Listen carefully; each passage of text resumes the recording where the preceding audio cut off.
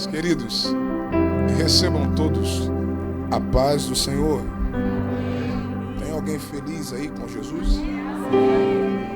Deus é bom em todo tempo, sua misericórdia dura para todo sempre. Queridos, que alegria poder estar retornando a este santuário para juntos adorarmos aquele que é digno, o único digno de toda honra, digno de toda glória, e somente Ele é digno de todo louvor. Tendo a graça de servir, nesta noite tão especial, junto dessas mulheres especiais, ministrando ao coração de vocês a poderosa palavra de Deus. Minha palavra de gratidão, honrado, pastor Alexandre Bernardino, que sempre tem nos recebido. Uma alegria poder estar aqui. Pastora Késia, que nos estendeu o convite, me deu a oportunidade de servir esse departamento tão abençoado, esse lindo trabalho, juntamente dessa amada igreja. Kelmer, Kelmer me abandonou. Já casou, Kelmer? Estou orando ao Pai pela sua vida, viu? Mas eu revelo em mistérios. Seja Deus louvado pela vida de todos, no nome de Jesus. Queridos, é uma alegria poder estar aqui e receber um presente de Deus essa noite, porque Ele chegou quase agora aqui em Boston, veio para atender uma igreja pela meia-noite, e é um amigo mais chegado do irmão e é um dos grandes pregadores da nossa nação brasileira, o pastor Rick Carmelo, e ele, com muito carinho, veio adorar a Deus conosco. Eu estou quase passando aqui para ele pregar, né? E quando o mestre chega, o aluno ele se assenta, né? Mas é um camarada de uma humildade, de uma excelência extraordinária. Que Deus possa te abençoar. Obrigado pelo carinho de ter vindo hoje aqui nessa querida igreja, juntamente com o pastor Alexandre. E é um príncipe, viu? Você me constrange. Deus te abençoe, no nome de Jesus. É bom estar perto de amigo, se ninguém der glória a Deus, ele vai dar glória.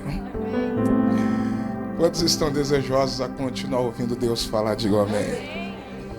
Segundo livro dos Reis, capítulo de número 4. Segundo livro dos Reis, capítulo de número 4. Eu tenho uma palavra, prometo que serei breve, mas eu tenho uma palavra de Deus ao coração desta amada igreja, como também para a vida destas mulheres de Deus. Segundo livro dos Reis, capítulo de número 4, eu gostaria de ler alguns versículos para a nossa breve meditação. Glória seja dada ao nome do Senhor. Segundo o livro dos Reis, capítulo 4, eu quero ler a partir do versículo 17.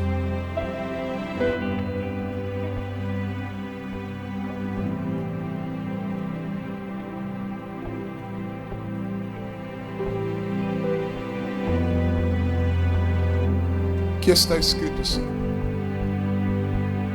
e concebeu a mulher e deu à luz a um filho no tempo determinado, no ano seguinte, segundo Eliseu lhe dissera. E crescendo o filho, sucedeu que um dia saiu para ter com seu pai, que estava com os segadores, e disse a seu pai: ai, minha cabeça, ai, minha cabeça. Então disse ao moço: leva-o a sua mãe. E ele o tomou e o levou à sua mãe, e esteve sobre os seus joelhos até ao meio-dia e morreu. Versículo 21. E subiu ela e o deitou na cama do homem de Deus, e fechou a porta e saiu. E você diz amém. Glória a Deus. Podem tomar os vossos assentos. Redobre a sua atenção. Serei breve, mas serei fiel. Queridos de Deus, estamos diante de um texto, e esse texto é muito conhecido. Conta-nos a história da Sunamita. Vale a pena considerar que esta mulher, que a Bíblia a denomina como Sunamita, lembrando que este não é o seu nome próprio, mas é a sua origem. Até porque essa mulher, a Bíblia traz algumas informações sobre ela, dizendo que ela não era uma mulher rica, ela era uma mulher muito influente. E essa mulher habitava em uma pequena aldeia chamada Sunem. Aí você entende o porquê que a Bíblia se expressa ela como Sunamita. Apesar dessa mulher não ter o seu nome mencionado, ela tem a sua história contada. Apesar de não ter o seu nome citado, mas ela tem a sua história registrada. Porque existem pessoas que nunca saberão o seu nome, mas com certeza vão ter que ouvir a sua história. Quem acredita nisso, diga glória a Deus. Essa mulher carrega consigo algumas características especiais. E esse texto é interessante porque o texto fala sobre duas mulheres. Se você pegar o texto, capítulo 4, a partir do versículo 1 ao 7, o texto conta a história da viúva. Aquela mesma que Eliseu multiplicou o azeite. E a partir do versículo 9, o texto conta-nos a história desta Sunamita. Poderíamos aqui fazer um paralelo entre essas duas personagens, porque ambas não têm o seu nome mencionado, porém as histórias são contadas. Ambas também, diante de uma adversidade, recorreram ao homem de Deus, porque existem coisas que você só vai viver, existem milagres que você só vai vivenciar quando você entende a direção profética que você precisa tomar. Você precisa entender que existe uma bênção, existe um princípio de autoridade espiritual, e todas as vezes que você submete a este princípio, você está autorizado a prosperar dentro deste princípio que você cumpre. Diferente desta viúva, a Sunamita tem uma percepção espiritual diferente. Quem me ouve diz amém. Pastor, por quê? Porque no texto da viúva, no contexto dessa história, logo você percebe que esta viúva não tem uma percepção espiritual como esta Sunamita. Eu vou provar. Quando os credores vieram para levar os filhos daquela mulher, e ela entra em desespero porque não tem mais recursos, e ela está vendo seus filhos perdendo a sua liberdade, ela vai e corre ao homem de Deus. Quando ela chega diante de Eliseu, diante da sua declaração, diante daquilo que ela fala, você já consegue perceber que existia um problema espiritual na vida desta mulher. Ela disse a Eliseu: meu marido, teu servo, morreu. E tu sabes que o teu servo teme ao Senhor. Observe que na declaração desta mulher, ela está deixando bem claro que naquela casa quem servia e quem temia ao Senhor era o marido. Se essa mulher fosse mais crente, como a Sunamita era, ela diria: meu marido, teu servo, morreu, e tu sabes que nós servíamos ao Senhor. Se ela inclui a expressão nós, ela está incluindo ela, o marido e os filhos no temor e no serviço ao Senhor. É por isso que Eliseu percebe que existe um problema espiritual na casa daquela mulher. E a pergunta de Eliseu para ela é: declara-me o que é que você tem em casa. Você lembra qual é a resposta dela? Ela disse: sua serva não tem nada. Que ela não tinha nada, pastor Alexandre, Eliseu já sabia. Eliseu, quando pergunta: declara-me o que você tem, Eliseu sabia o que estava perguntando e o que ele precisaria ouvir para que o milagre acontecesse. Porém, esta viúva está olhando para a sua realidade, ela está olhando para o seu problema na mesma ótica que os credores olharam para a sua casa. Porque os credores perceberam que na casa daquela mulher já não tinha mais nada aparentemente de valor. Então, se não tem mais nada para levar, o que é que resta? O texto diz: uma botija de azeite. Para os credores não tem relevância, para os credores não tem valor, mas para Eliseu era o suficiente para que o milagre acontecesse na casa daquela. Alguém já entendeu? Pastor, por quê? Porque o azeite é uma representação do Espírito. O azeite é uma representação de espiritualidade. Se essa mulher fosse mais crente, não tinha uma botija, teria pelo menos um vaso. Mas como o marido era servo, o marido temia o Senhor, Eliseu disse: pega vasos emprestados, não pega pouco, pega muito, entra na tua casa, fecha a porta sobre ti, sobre teus filhos, derrama o azeite e o milagre acontece. Então me ajude a pregar, diga para alguém perto de você, diga: você não precisa de muita coisa, mas se tiver azeite, o milagre pode acontecer. Fala para ele, fala para ela, diga: vai acontecer milagres. A sunamita, ela diferente da viúva, ela tem uma percepção diferente, pastor Raik. Porque quando Eliseu passa pelaquela aldeia, o texto diz que ela constrangeu Eliseu a entrar em sua casa para comer pão. Pastora Kézia, isso aqui é interessante, porque quem fez questão de receber Eliseu em sua casa foi a sunamita. A sunamita entendeu, a sunamita reconheceu quem Eliseu era. Então vamos entender algumas coisas a respeito de quem é Eliseu. Eliseu nada mais é do que o profeta daquele tempo, a voz profética daquela geração. Ele não era mais um profeta, ele era o profeta. Ele não era nada mais, nada menos que o sucessor de Elias, considerado o leão dos profetas, uma das maiores figuras de autoridade e intimidade com Deus do Antigo Testamento. Elias tinha tanta autoridade que ele disse: segundo a minha palavra não vai chover. E Deus assinou embaixo naquilo que Elias havia declarado, e de fato não choveu. Eliseu é alguém que carrega porção dobrada da unção que estava sobre Elias. Quando ela entende que quem está passando ali não é mais um profeta, mas é o profeta, essa mulher vai cumprir um princípio que o próprio Jesus estabeleceu nos evangelhos, quando ele disse: todas as vezes que receberes um profeta na qualidade e na condição de profeta, você receberá recompensa de profeta. Alguém levantou a mão e eu vou liberar a palavra. Pastor, e qual é a representação do profeta?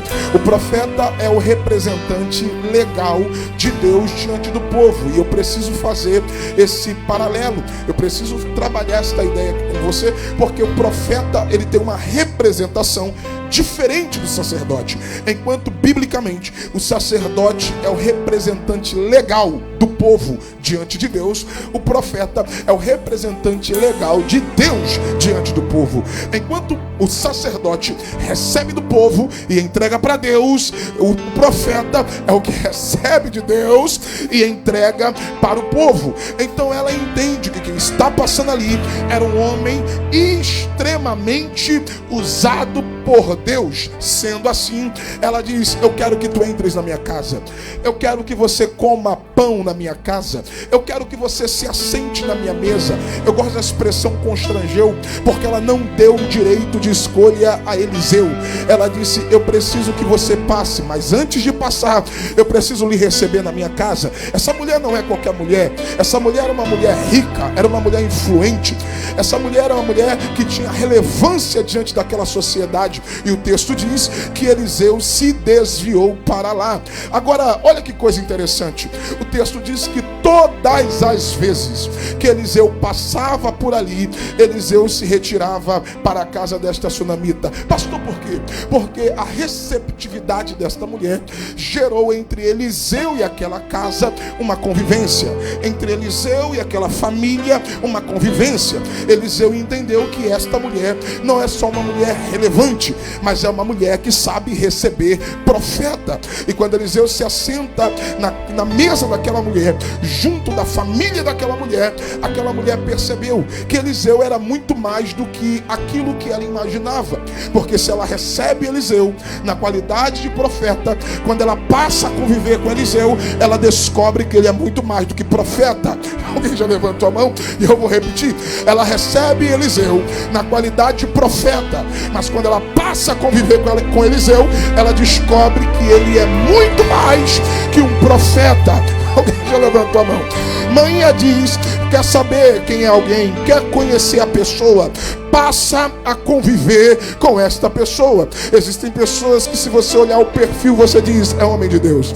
Existem pessoas que, se você olha pela aparência, você diz: é homem de Deus. Mas quando você passa a conviver, você já não percebe esta pessoa como um homem de Deus. Mas com Eliseu foi diferente. O versículo 10, ela chama o marido e diz assim: percebo que este homem que sempre passa por nós, olha só, ela só vai trazer uma definição sobre o caráter de Eliseu depois de conviver com ele. Ela chama o marido e diz: percebo que este homem que sempre passa por nós é um santo homem de Deus. Observe que ela eleva o nível da conversa. Ela não está dizendo ele não é um homem que Deus usa, ela está dizendo ele é um santo homem de Deus. Quando ela diz um santo homem de Deus, ela está apontando para dois tipos de caráter. Ela está apontando primeiro para o caráter moral, quando ela diz homem. Segundo, caráter espiritual, quando ela diz santo. Porque tem gente que Deus usa, mas não é santo. Oh, glória a Deus, eu vou repetir. Tem gente que Deus usa, mas não é santo. Ela convive com Eliseu e ela chega à conclusão: esse homem que sempre passa por nós é um santo homem de Deus. Quando ela entende que ele não é só alguém que Deus usa, mas ele carrega uma representação divina, ela entendeu: esse homem é muito mais do que um profeta. Ele é a figura legal de Deus. Ele é o representante de Deus. Ela está dizendo para o marido: se recebermos esse homem na nossa casa, é como se estivéssemos recebendo o próprio Deus. A visita de Eliseu representa a visita de Deus. Quando ela entende que Eliseu entrando na sua casa é como se o próprio Deus estivesse entrando na sua casa, ela chama o marido e diz: construamos um quarto junto ao muro, ou um quarto alto, e no quarto ela coloca uma cama, ela coloca uma mesa, ela coloca uma cadeira e ela coloca um candeeiro. Pastor, por que ela decidiu construir um quarto? Porque ela decidiu que Eliseu na sua casa não seria mais uma visita. Eliseu na sua casa agora seria alguém que teria lugar para ficar. Pastor, por quê? Porque quando ela entende que Eliseu é a representação legal do próprio Deus, lembrando que naquele tempo, no Antigo Testamento, o Espírito de Deus, o Espírito Santo de Deus, não havia sido derramado sobre toda a carne. Então não era qualquer pessoa que poderia bater no peito e dizer: eu sou cheio do Espírito Santo. No Antigo Testamento só recebia a presença do Espírito Santo homens e mulheres que eram escolhidas por Deus para um propósito, para uma missão. É por isso que o Espírito Santo só é derramado sobre toda a carne em Atos 2, cumprindo-se o dia de Pentecostes. Então quando ela entende que Eliseu é alguém que carrega a presença de Deus, ela está dizendo: eu não quero mais ver Deus entrando e saindo, porque até alguém já pegou, eu vou repetir a palavra, até porque Eliseu entra e come pão e sai. Ela chegou, Raí, a uma decisão: eu não quero mais ver Deus entrando e saindo da minha casa, eu não quero mais a visita de Deus, até porque na minha casa Deus não é visita, na minha casa Deus é prioridade. Aleluia. Alguém levantou a mão para crer? Eu vou repetir a palavra: na minha casa Deus não é uma visita, na minha casa Deus é prioridade. É por isso que ela diz: construa. Por quê? Porque quando Eliseu vier aqui na minha casa, Deus tem lugar. Eu poderia chamar este quarto, pastora Kézia, de um quarto de Deus. Olhe para duas pessoas, eu estou arrepiado. Olhe para duas pessoas perto de você e diga: o quarto de Deus. Diga para da direita, diga para da esquerda. O quarto de Deus. Você precisa entender, meu irmão, que Deus na sua vida não pode ser apenas 2 horas de culto dentro de uma igreja. Você precisa entender que a presença de Deus na sua vida não pode ser apenas um momento de devocional na tua casa. Você precisa entender que a presença de Deus, ela é prioridade. Aleluia, aleluia. Moisés disse a Deus: eu só saio daqui se a tua presença for conosco. Se a presença anda, eu ando. Se a presença para, eu paro. Se a presença vai, eu vou. A presença de Deus, eu vou. Aleluia, me ajude a pregar. Segure na mão de alguém do teu lado rápido. Acorda essa irmã aí. Dá um saculejo nela. Diga, essa noite é noite de construir para Deus alguma coisa. Fala para ele, fala para ela. É noite de construir alguma coisa. Aleluia, aleluia. Eu já vou entregar para quem tem glória. Primeiro, o quarto é alto. Aleluia. Pastor, por que quarto alto? Essa mulher é rica. Essa mulher tem patrimônios, essa mulher tem uma propriedade. Essa mulher poderia colocar o quarto de Deus em qualquer lugar. Essa mulher poderia ter pegado um pedaço de terra da sua propriedade. Essa mulher poderia pegar um quarto nos fundos. Essa mulher poderia pegar qualquer lugar e construir esse quarto. Mas a primeira declaração dela é essa: constrói o quarto junto ao muro. Junto ao muro aqui é quarto alto. Diga para alguém do teu lado, diga quarto alto. Diga quarto alto. Pastor, por que quarto alto? Porque você precisa entender que o lugar de Deus na sua vida não é nos fundos. O lugar de Deus na sua vida não é dos lados. O lugar de Deus na sua vida é no centro. O lugar de Deus na sua vida é no comando. O lugar de Deus na sua vida, ele está, aleluia, no alto. Eu vim como boca de Deus para dizer para alguém: quem está em cima governa. Quem está em cima comanda. Quem está em cima domina. Quem está em cima orienta. Quem está em cima tem a visão. Quem está em cima tem a autoridade. Você está entendendo? Porque o quarto não pode ser em qualquer lugar. A Bíblia diz que o quarto era pequeno. Algumas traduções dizem quarto pequeno. E o que eu gosto disso é porque tem gente que olha para o tamanho do projeto e diz: projeto é pequeno, o quarto é pequeno. Existem pessoas que vivem em função de tentar menosprezar aquilo que você está construindo para Deus. Só que eu vim como boca de Deus para dizer para alguém: não deixa ninguém tirar o valor, a importância daquilo que você está construindo. Para quem está de fora, o quarto pode ser pequeno, mas aquilo que você está fazendo diante de Deus será um marco na história, aleluia, da sua existência. Alguém levantou a mão para crer? Eu vou liberar essa palavra. Quando ela constrói o quarto, o texto diz que Eliseu veio. Já prepara para receber. Quando Eliseu entra no quarto, Eliseu vê a cama, Eliseu se assenta nela, Eliseu vê o quarto, e o texto diz: ele chama a sunamita e diz: tu tens sido tão cuidadosa, tão carinhosa, tão zelosa para conosco. O que é que eu posso fazer por você?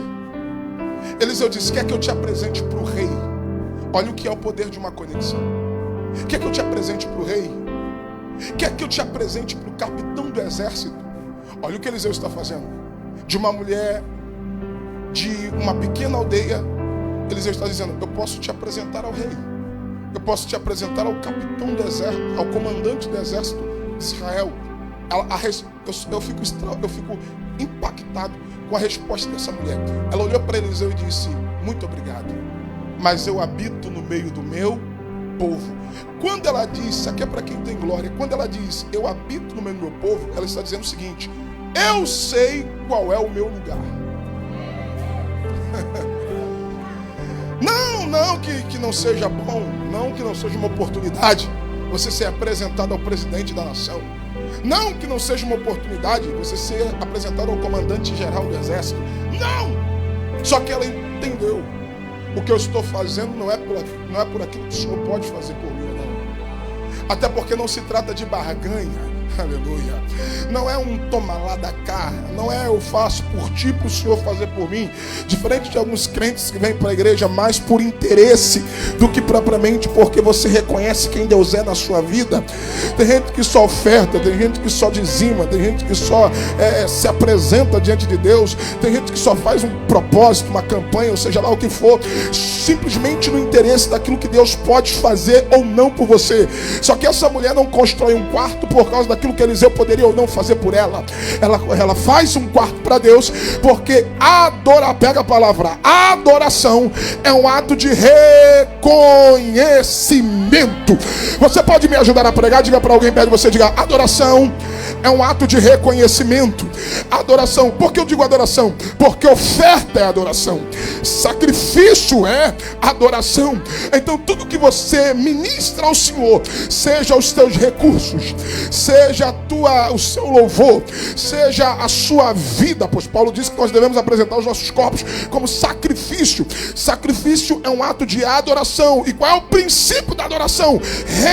Reconhecimento. Então não é por aquilo que Eliseu pode ou não fazer, mas sim por aquilo que Deus é na vida dela. Ela sai porque ela decide não ser inconveniente. Ela está fazendo questão de dizer: o quarto é teu, o lugar é teu, aqui você tem liberdade, a intimidade é sua. Ela sai. Quando ela sai, Eliseu, Raik, fica dentro do quarto inconformado. Eliseu chama Geazi. Geazi já não era muito crente, Geazi era meio fofoqueiro. Geazi olhou e disse, Eliseu disse para Geazi: o que é que eu posso fazer por essa mulher?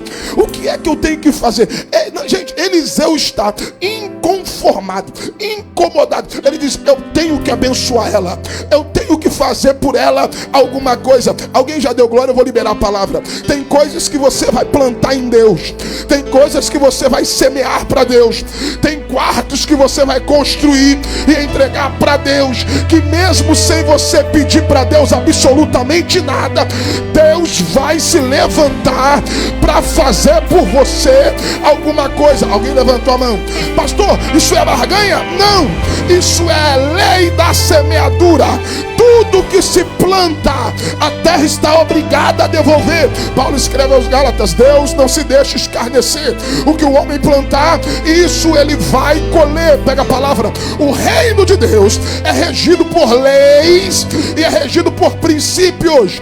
Então tudo que você planta, você colhe. Ela não pediu, ela ofertou. Ela não pediu, ela entregou. Ela não pediu, ela reconheceu. Só que Deus, alguém já levantou a mão, então prepare para receber. Deus, quando quer saber o que você necessita, Deus não olha para o que você está pedindo.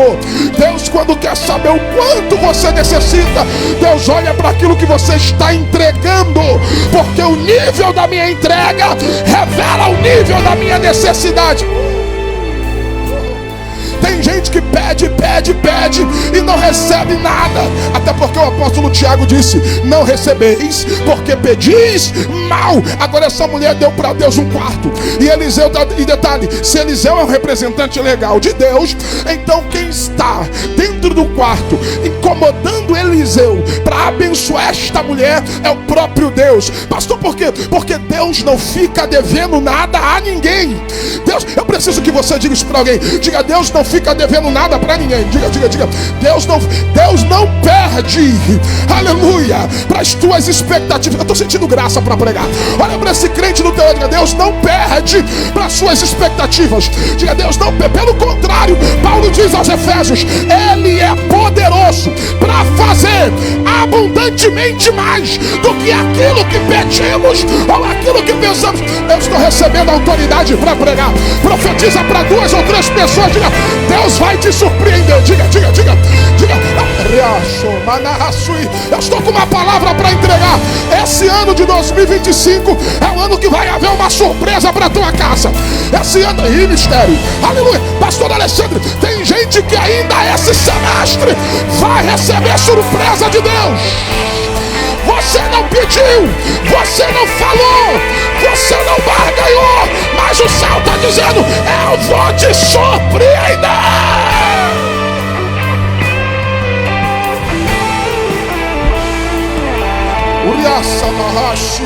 Profetiza para 3 mulheres perto de você, para um crente do teu lado. Diga para alguém, diga, vai chegar surpresa para você. Diga para si, Jesus, eu estou sentindo graça para pregar. Não se assuste, alguém vai mandar te chamar. Alguém, vai lá, Geazi, chama esta sunamita. Eliseu perguntou, o que eu posso fazer por ela? Geazi vem com uma lista pronta. Geazi diz, ela tem dinheiro, ela tem servos e servas, ela tem patrimônio, ela tem influência, ela tem uma grande propriedade. Essa mulher tem tudo. Ela tem marido, tá velho, mas ela tem tudo. Aí Geazi disse, mas ela não tem filhos.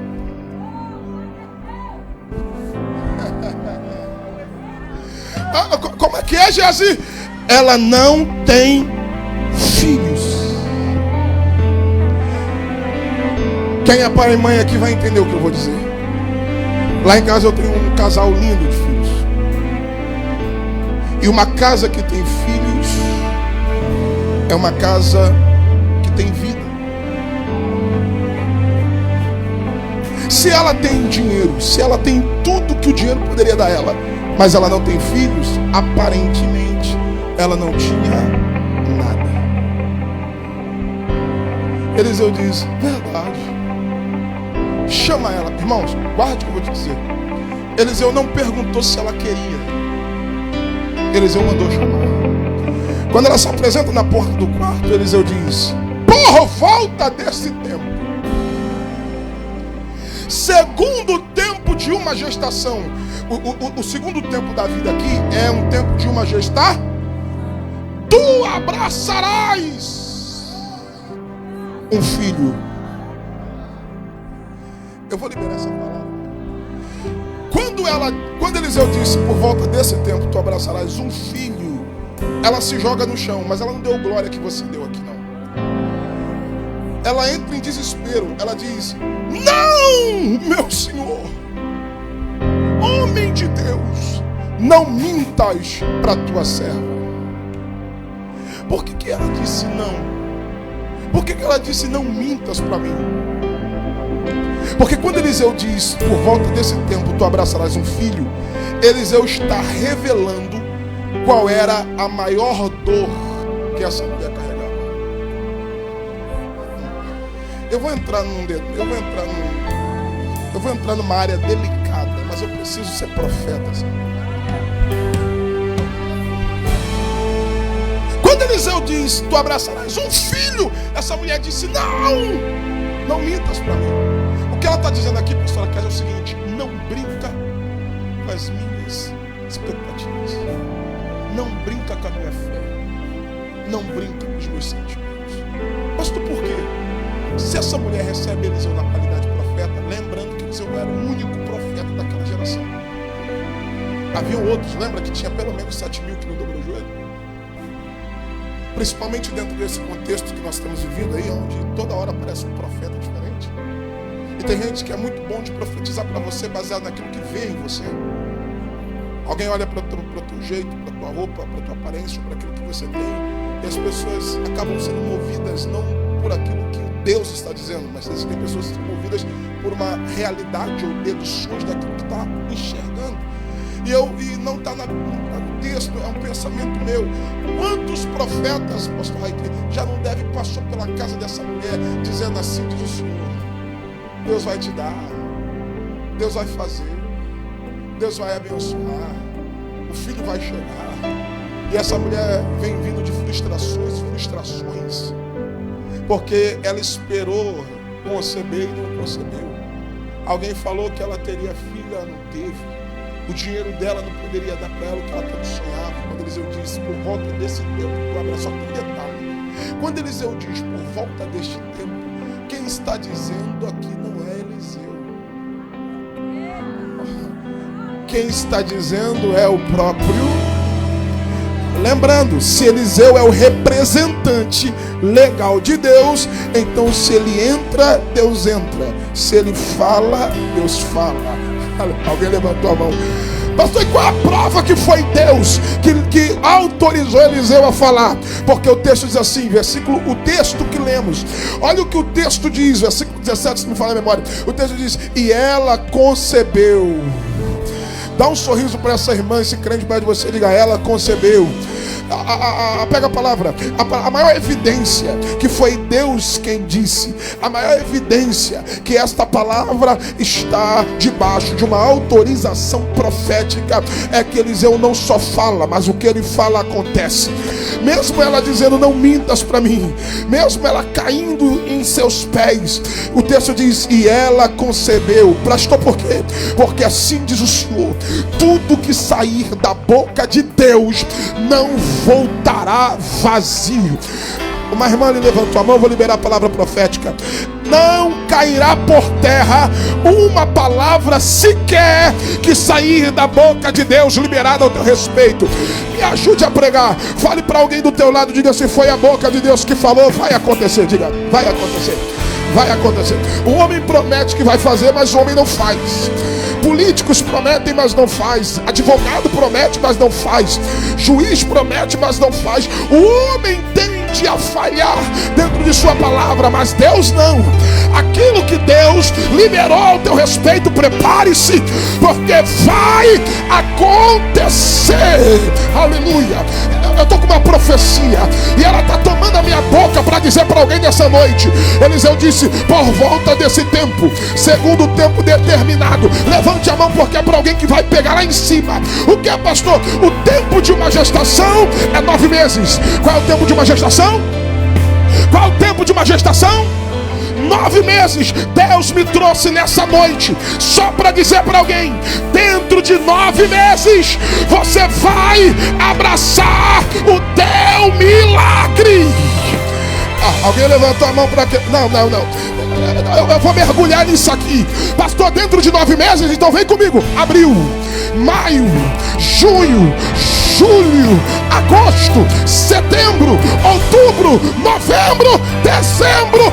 Eu estou exatamente esta noite dizendo para alguém: daqui para dezembro a chave vira. Daqui para dezembro a história muda. Daqui para dezembro tu abraça o teu milagre. Daqui para dezembro Deus vai movimentar alguma coisa. Eu vim pregar para alguém que acredita. Você está no processo do tempo para o teu milagre. Não desespera, não desista, não recua, não retroceda. Se foi Deus que falou, se prepara. O relógio do tempo não para. O relógio de Deus não para. Encoraje uma irmã aí, encoraje alguém do teu lado. Fala para ele ou ela, diga: se prepare, porque vai acontecer. Encoraje alguém, obreiros. Encoraje o companheiro do lado e diga: vai acontecer. Vai acontecer. Vai acontecer. Vai acontecer. Eu declaro no nome de Jesus: vai acontecer. Você está debaixo de uma palavra profética. Vai acontecer. Aleluia. Olhem para mim, eu começo a encerrar aqui. Versículo 17. Primeiro, ela concebeu. Segundo, ela deu à luz. Eu gosto desse texto. Pastor, por quê? Porque ela não só concebeu. Ela concebeu e ela deu a...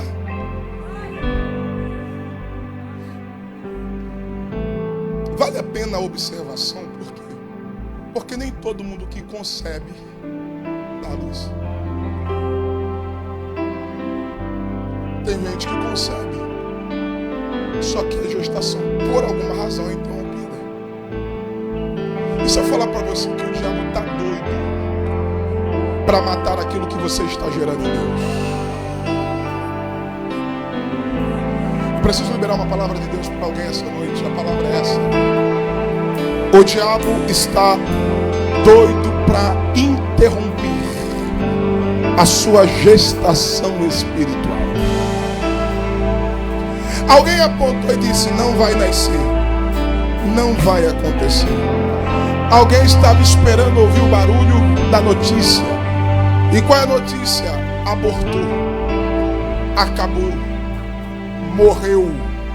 Só que a prova que foi Deus quem deu é que além de conceber, o texto diz, deu à luz. Alguém já levantou a mão? Então receba a palavra. Você vai abraçar aquilo que você está gerando em Deus. Eu profetizo no nome de Jesus. Existem ministérios sendo gerados. Você vai abraçar o menino. Ei, tem famílias aqui sendo geradas. Você vai abraçar a promessa. Tem ministério, tem sonho, aleluia, tem ideias. Eu não sei se você vai pegar isso, mas aquilo que você está gerando não vai ser interrompido. Deus vai abrir a tua madre espiritual e você vai abraçar o teu milagre, vai nascer. Versículo de número 18 diz assim: e crescendo o menino. Então já tem um outro ponto.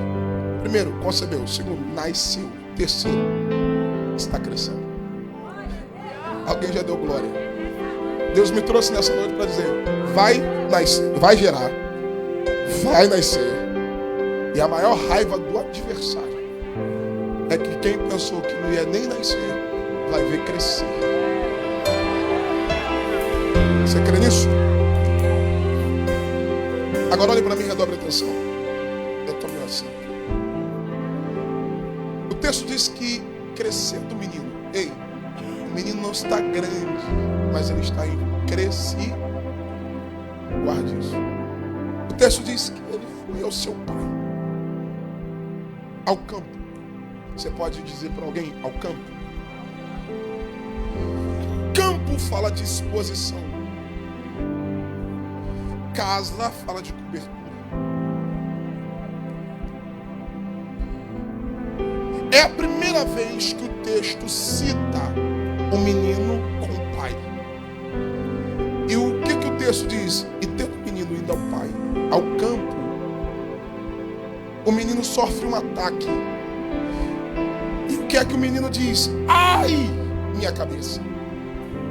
Ai, minha cabeça. O pai não sabe do que se trata. Até porque, guarde o que eu vou te dizer, todo pai que está vendo seu filho ter algum tipo de ataque, sofrendo alguma coisa, esse pai vai largar tudo o que está fazendo para socorrer o menino. Só que esse pai não. O menino sofre um ataque e o pai manda um moço levar o menino até a sua mãe. Guarde isso. Quando o menino chega até a sua mãe, a mãe, ela poderia ter chamado o melhor médico da cidade. A mãe poderia ter levado o menino para o melhor hospital da região. A mãe poderia ter feito qualquer tipo de primeiros socorros. Só que o texto diz que a mãe deita o menino sobre os seus joelhos. Aqui já tem uma palavra. Existem batalhas e existem guerras que você só vai vencer se for de joelhos.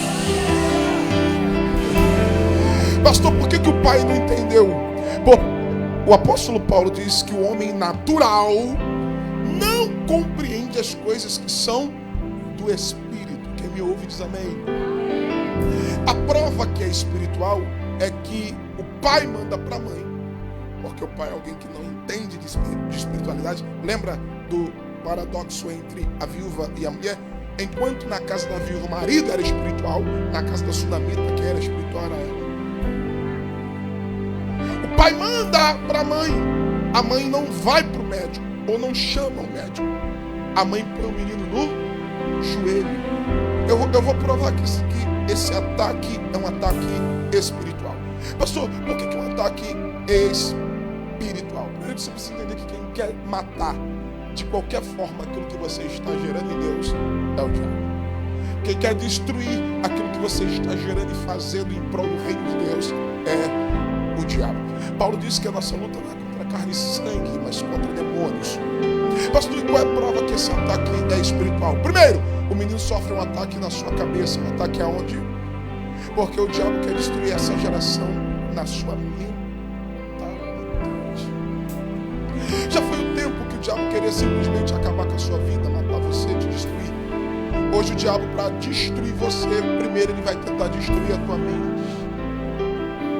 Qual é hoje o maior problema dessa geração? Problemas de ordem emocional. Você já percebeu que crianças e adolescentes e jovens têm sido alvos constantes de problemas na mente? Pastor, por quê? Porque o diabo entendeu. Para eu destruir essa geração, eu preciso destruir a mentalidade. Quando o menino vem gritando, ai, minha cabeça, como eu queria ter um pai de ai, minha cabeça, a mãe coloca no joelho e a mãe começa a orar. Aleluia. Não tem como falar de joelho se não lembrar de oração. Só que o que eu gosto em Deus é que tem guerras que você vai vencer de joelho, mas tem guerras que nem sempre você vai vencer orando. Parece loucura, mas eu vou provar. O texto diz que o menino esteve nos seus joelhos até o meio-dia e morreu. Eu vou provar porque é a batalha espiritual. Mas por que é batalha espiritual? Primeiro, que o diabo atacou o menino na sua cabeça. Segundo, que ele morreu meio-dia. Salmo de número 91, verso de número 6. Se não me falha a memória. Não temerás espanto noturno, nem seta que voe de dia, nem peste que ande na escuridão, nem mortandade que assole. Mortandade, morte que trabalha ao meio-dia. Você está entendendo que o diabo não desistiu de destruir aquilo que é teu? Você está entendendo que o diabo só está esperando a primeira exposição? Lembra que o menino só foi atacado no campo? Por que enquanto estava com a mãe nunca foi atacado? Por que enquanto estava dentro de casa nunca foi atacado? Porque a mãe aqui, alguém já entendeu? Porque a mãe aqui fala de cobertura espiritual. Você está entendendo porque que é importante você estar do lado de dentro da casa? Você está entendendo porque que é importante estar debaixo de cobertura, de paternidade espiritual? Porque o diabo só está esperando a sua exposição. O diabo só está esperando você sair debaixo de autoridade espiritual. Só que o céu me trouxe aqui para dizer: tua casa está coberta, teus filhos estão cobertos, tua família está coberta. O diabo não vai tocar naquilo que...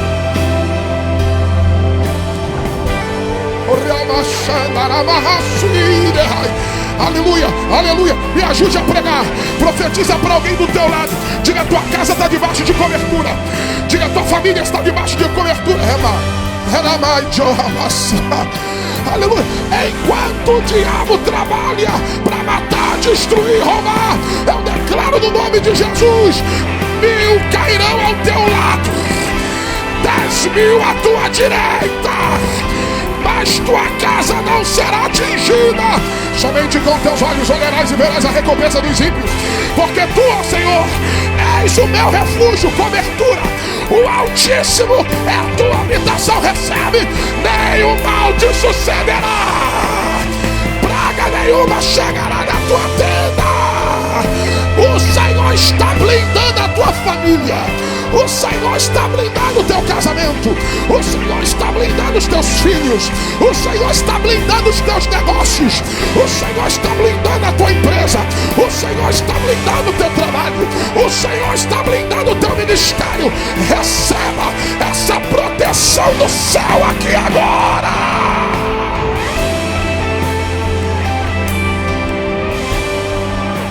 Aleluia, aleluia.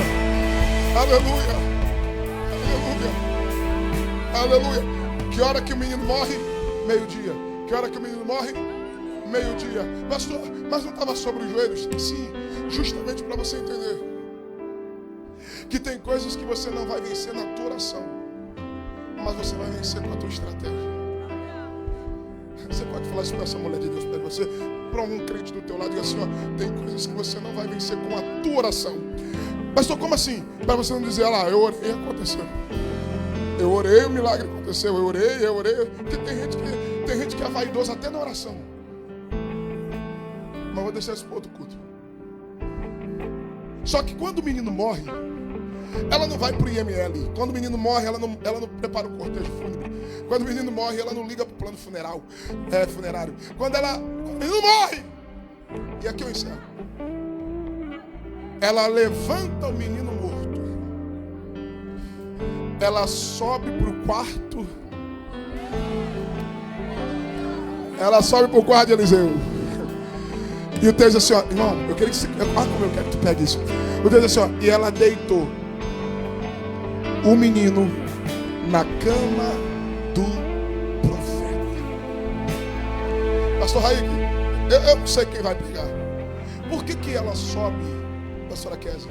Por que ela sobe para o quarto de Eliseu? Porque ela sabe que o menino foi gerado naquele... Esse menino foi resposta, foi fruto daquela oferta. Ela está dizendo o seguinte: eu dei para Deus um quarto e Deus me deu um filho. Eu não pedi. Você lembra que ela disse para Eliseu: não mintas para tua serva. Ela não pediu um filho. Apesar de Eliseu tocar na sua maior ferida, porque geralmente o teu propósito estará relacionado com aquilo que mais te faz sentir dores. Eu vou repetir. Geralmente o teu propósito estará relacionado com aquilo que mais te faz sofrer. Quando ela sobe e bota o menino no quarto, ela está dizendo: eu sei de onde veio. E por que ela está botando no quarto? Porque se veio do quarto, volta para o quarto. Alguém já levantou a mão, então receba. Pastor, por quê? Porque existem guerras que você não vai vencer aqui. Existem guerras que você vai vencer. Alguém já levantou a mão, então receba. Deus só está esperando você jogar para cima. Você tentou do teu jeito e não deu certo. Você tentou com a tua força e não deu certo. Você tentou com o teu joelho, mas não deu certo.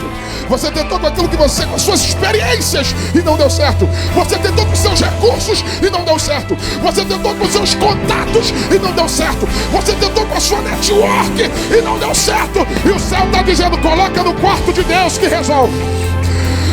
Alguém levantou a mão, então prepara para receber a profecia. Aquilo que subiu para o quarto de Deus morto vai descer no quarto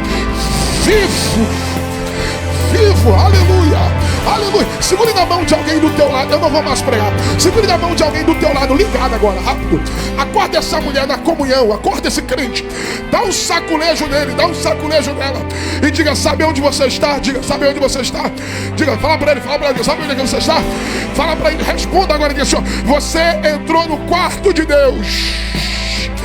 Pastor Alexandre, Assembleia de Deus aqui em Quincy, essa noite virou o quarto de Deus. Você está entendendo por que você subiu para cá essa noite? Você está entendendo por que você venceu chuva? Você está entendendo por que você venceu frio?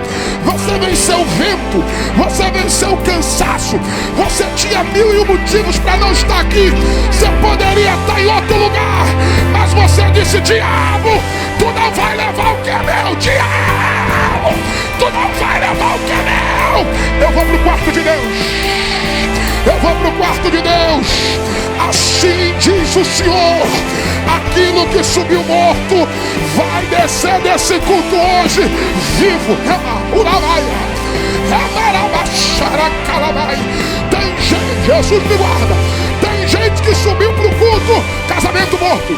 Tem gente que subiu para o culto relacionamento familiar morto.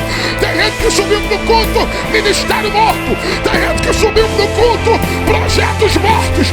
Tem gente que subiu para o culto e alguém disse: o país está em caos, vai acontecer isso. O medo tomou conta de você. Só que o céu me trouxe para dizer para quem tem mão para levantar e boca para dar glória: vai haver avivamento dentro desse quarto.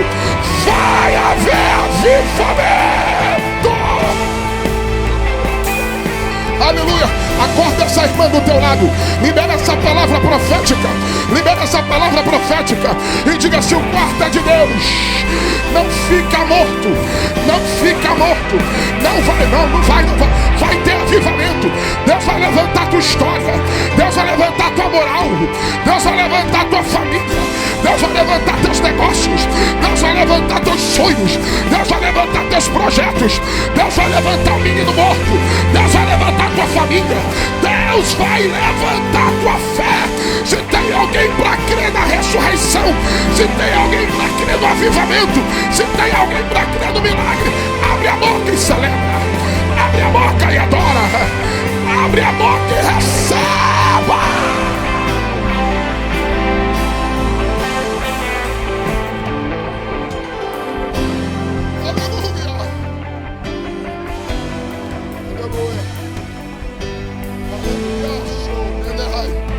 Quem é batizado pode orar em línguas. Quem tem glória aumenta o volume. Quem tem aleluia aumenta o volume. Manto berrevacia. Oremai Jomanahas. Riamacalamasúria. Aleluia. Aleluia. Aleluia. Outro dia eu termino essa mensagem. Pastor Raik, eu vou liberar essa palavra e é para alguém que vai explodir.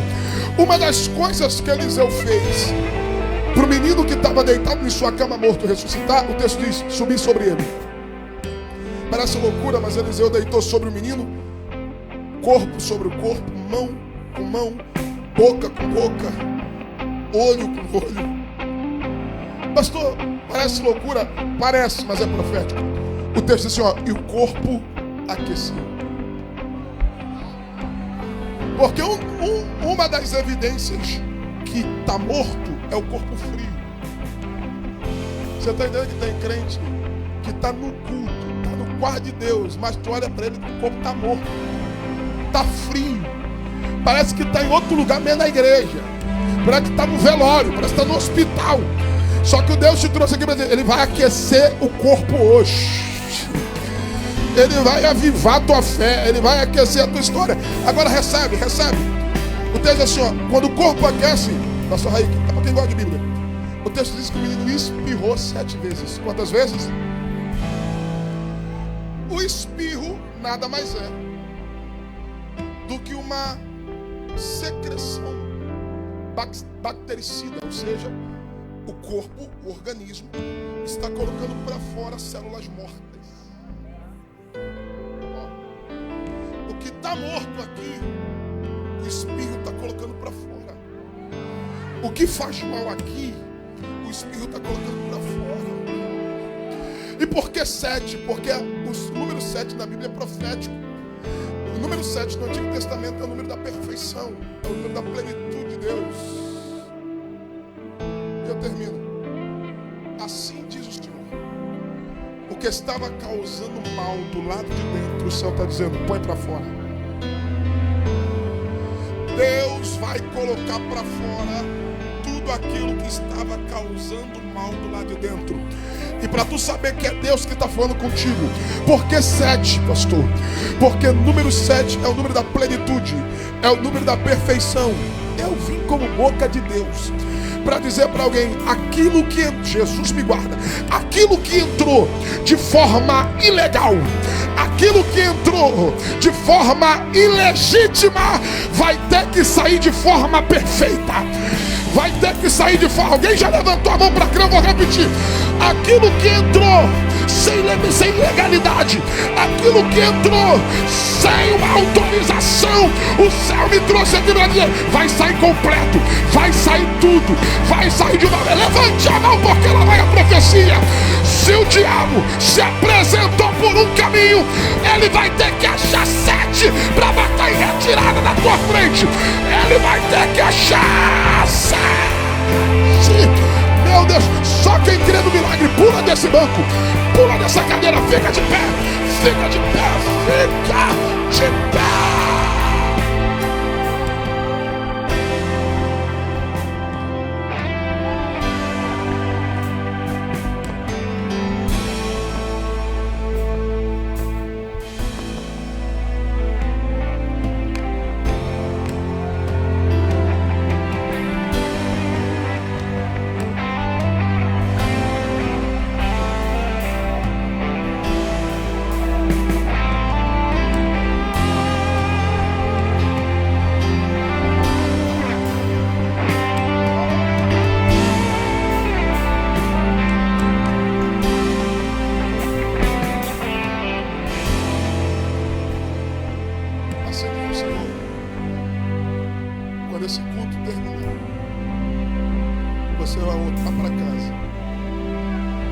você vai levar o menino vivo. Enquanto eu estou pregando aqui, o espírito da morte está sendo repreendido na tua casa, na tua família e no meio da igreja. Se tem alguém para que ele faz o barulho que o diabo não gosta.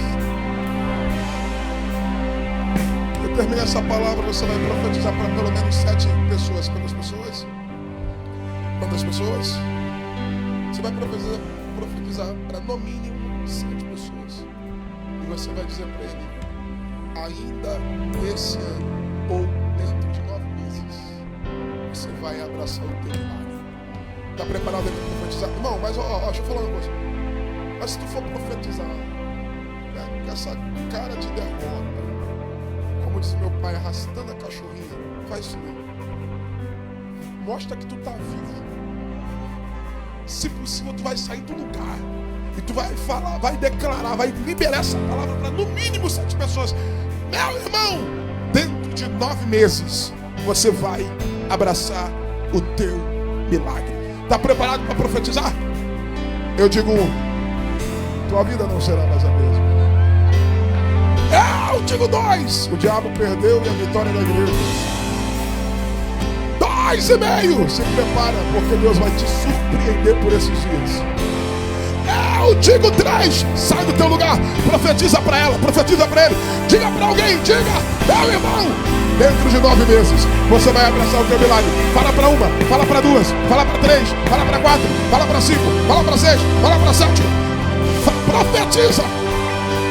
Profetiza!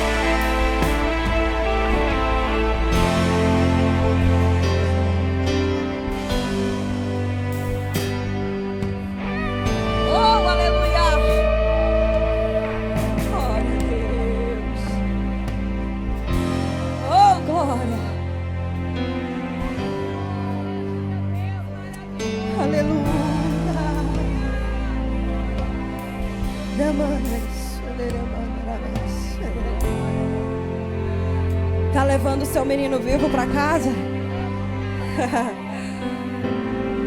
Eu tenho certeza que nós ouviremos testemunho do que aconteceu aqui neste lugar.